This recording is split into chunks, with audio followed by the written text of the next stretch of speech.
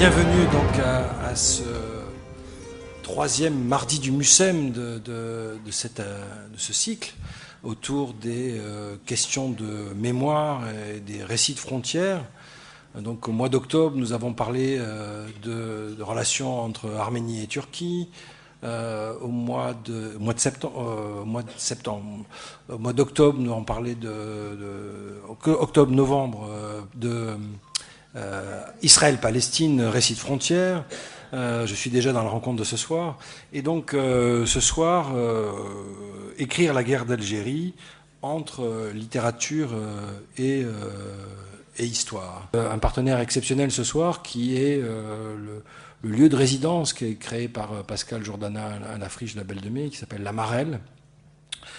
Et donc qui accueille, je vais commencer par le présenter, donc Sofiane Hadjadj, écrivain, éditeur, qui vient d'Alger et qui va être 3 fois comme ça en résidence à Marseille, ville qu'il connaît bien puisque beaucoup de projets communs ont été faits durant les dernières années autour de cette grande maison d'édition, déjà les éditions Barzar qui ont bientôt 12 ans de publication et dont peut-être Sofiane Hadjadj parlera au cours de la rencontre, qui sera une rencontre, je dirais, effectivement sur l'histoire, mais l'histoire au prisme de la littérature. Et de ce point de vue, Alexis Génie, donc qui est l'auteur de l'art français de la guerre, et dès le mois de septembre, au moment où il était aux correspondances de Manosque, donc l'idée était de le solliciter à travers ce livre qui depuis a pas mal cheminé dans la littérature française à travers notamment le prix Goncourt, qui était donc pas le 1er mais le 2 novembre, qui lui a été décerné cette année. Donc on est très heureux au mardi du MUSEM d'accueillir un prix Goncourt. Mais je dirais au-delà du prix et tout ce que ça symbolise et signifie dans la littérature française, c'est au fond de ce que ça permet de saisir comme question qui touche au cœur, je pense, du récit national, de la mise en récit d'une histoire et notamment de cette guerre d'Algérie qui a eu tant de retentissement de part et d'autre de la Méditerranée. Ce n'est pas un hasard d'ailleurs que l'apparition d'une littérature proprement algérienne coïncide avec l'étape actuelle de l'évolution de l'histoire de l'Algérie, car je pense que la littérature est un des moyens d'utiliser un peuple pour prendre conscience de lui-même. C'est précisément un signe de cette prise de conscience. Oui. Est-ce qu'on peut définir déjà un fond commun à cette littérature algérienne, proprement algérienne? Alors, dont citons quelques noms, Mohamed Dib, Mamri, Ouari, Feraoun, c'est ça. Et d'autres. Il y a également des poètes comme Malek Haddad. Et beaucoup d'autres jeunes dont les œuvres sont en cours de... Qu'ont-ils en commun? Est-ce qu'on peut déjà tracer les lignes de l'histoire de cette littérature algérienne, bien qu'elle n'ait qu'une dizaine d'années? Alors justement, là, il y a un phénomène assez nouveau, c'est que l'Algérie, comme vous le savez, est un pays aux origines très obscures, très complexes, qui a une histoire très chargée. Et jusqu'ici, les expressions littéraires de ce pays avaient été rares ou presque inexistantes. C'est pourquoi, depuis quelques années, et parallèlement au phénomène d'actualité, au phénomène politique, il y a eu une espèce d'explosion, une véritable explosion dans tous les sens.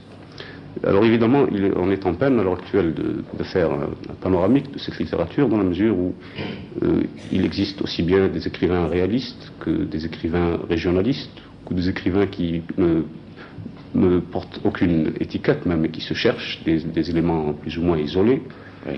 Ce qu'on peut dire toutefois, c'est que sur le plan de la concrétisation du mouvement, l'œuvre la plus importante, celle qui a atteint le public français avec le plus d'envergure, la première, c'est Dib. Ça a été l'œuvre de Dib, qui est un roman réaliste. Kateb Yassine en 1956.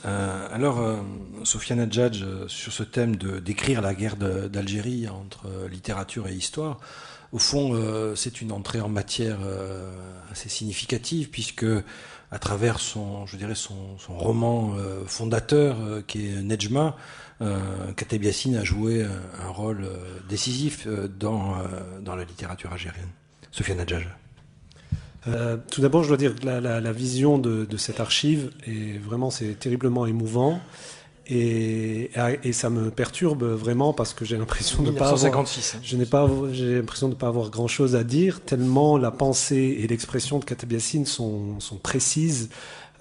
C'est incroyable. Enfin, ça me laisse. Il avait 27 ans au moment de cette archive. Et évidemment, 56, c'est la date année de parution de Nedjma, qui est la grande déflagration du point de vue littéraire, de l'expression, comme il dit, de l'expression d'un peuple, d'une histoire, d'une mémoire, par ce peuple lui-même et qui donne voix. En quoi est-ce que c'est la grande déflagration, justement ? C'est la grande déflagration parce que c'est une déflagration littéraire avant tout.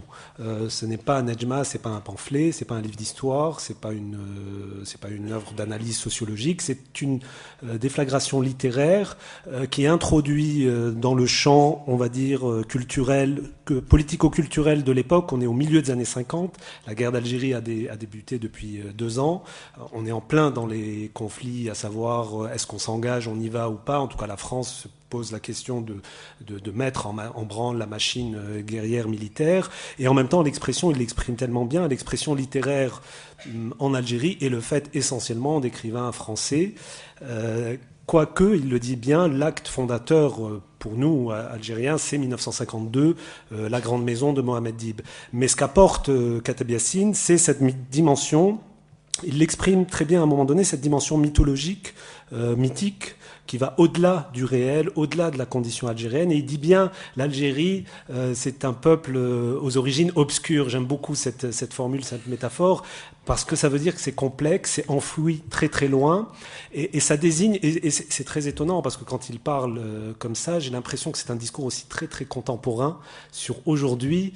Nous, ce qu'on essaye de défendre en Algérie comme histoire, comme écriture de l'histoire, écriture littéraire de l'histoire, pour dire l'Algérie, c'est un pays aux origines obscures, qui ne commence pas simplement avec la colonisation, qui ne s'achève pas uniquement avec l'indépendance, qui ne commence pas uniquement avec la conquête arabe. Et il cite très bien tout le temps, il dit peuple arabo-berbère, peuple arabo-berbère.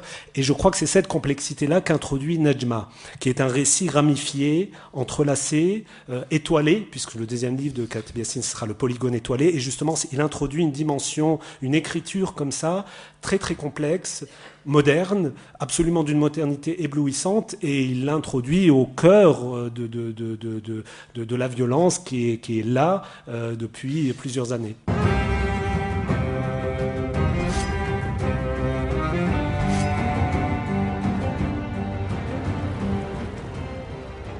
Alors Alexis Génie, à plusieurs reprises dans cet art français de la guerre, vous avez ce rapport entre histoire et mémoire, et à un moment, presque à la fin du livre, vous dites « Alors, il faut réécrire l'histoire, l'écrire volontairement avant qu'elle ne se gribouille d'elle-même. » Et vous ajoutez « Nous sommes brisés en ne reconnaissant pas l'humanité pleine de ceux qui faisaient partie de nous. » Et au fond, en évoquant cette distinction entre le « eux » et le « nous », qui est si catégorique, au fond, on a l'impression à vous lire qu'il y a quelque chose qui a disparu, c'est le monde commun. C'est ce qui... voilà, vous évoquez à plusieurs reprises cette métaphore de la Méditerranée. On pourrait croire que dans l'identité d'ici, la Méditerranée n'entre pour aucune part. N'est-ce pas incroyablement faux et bête de se réduire au royaume de Bourges ? Et donc, il y a l'idée de quelque chose qui est la grande nation, et qui en même temps une grande nation qui n'a pas vocation à être expansionniste, mais qui sait prendre en compte la multiplicité de ces strates, de ces histoires, de ces trajectoires, et que c'est peut-être ce récit-là qu'il s'agit d'écrire aujourd'hui pour, je dirais, rendre compte de notre temps, de notre époque, et sortir des miasmes de cet héritage colonial non assumé. Alexis Génie. C'est intéressant ce que disait Sofiane sur l'Algérie constituée de strates diverses. Et une des strates, c'est les Français. Ça veut dire qu'au fond, dans l'identité algérienne, les Français ont une part. Et si on retourne ça, la France a eu un empire colonial qui s'étendait très loin, et puis elle ne l'a plus. Et puis il y a un certain nombre de gens dont les parents, grands-parents, arrière-grands-parents sont nés dans ces empires coloniaux, ils sont ici. Bon, finalement, on peut considérer que cet empire colonial fait partie de l'identité française pleinement. C'est notre histoire, ce n'est pas uniquement une histoire de petite ville rurale au fin fond de je ne sais quelle région, au fin fond de la Bourgogne, je ne sais pas. Nous ne sommes pas que ça. Clairement, pour faire simple et pour faire formule, clairement, l'Algérien fait partie de l'identité française.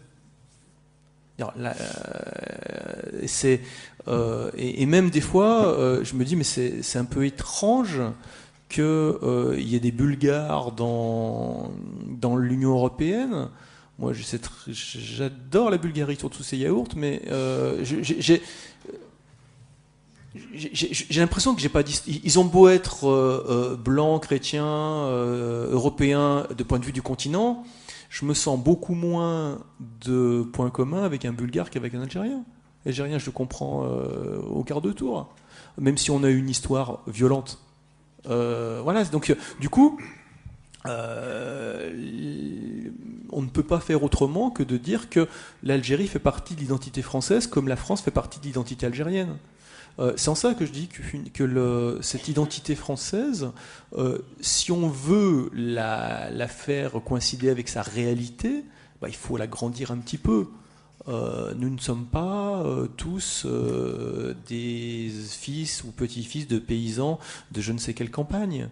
Donc il y a quelque chose d'assez absurde dans la volonté de revenir à une sorte d'identité française Troisième République très très étroite qui finalement ne correspond pas à l'histoire de nous-mêmes, de nous tous. Et voilà, donc ça c'est quelque chose qui... Alors après, quelle histoire raconter, j'en sais rien, c'est pas mon... Voilà, mais je me dis, c'est étonnant. Alors, ce que je fais dans ce roman, c'est que j'essaye de remonter un peu des images, de montrer des choses, de les montrer un peu dans leur absurdité.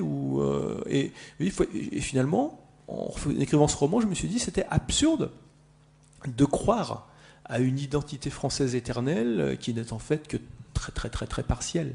Architecture de notre passé pour essayer d'inventer l'avenir. Effectivement, on les écouterait l'un et l'autre sans fin. Merci de votre écoute. Donc, l'Odeur du Temps propose des livres, que des signatures sont possibles.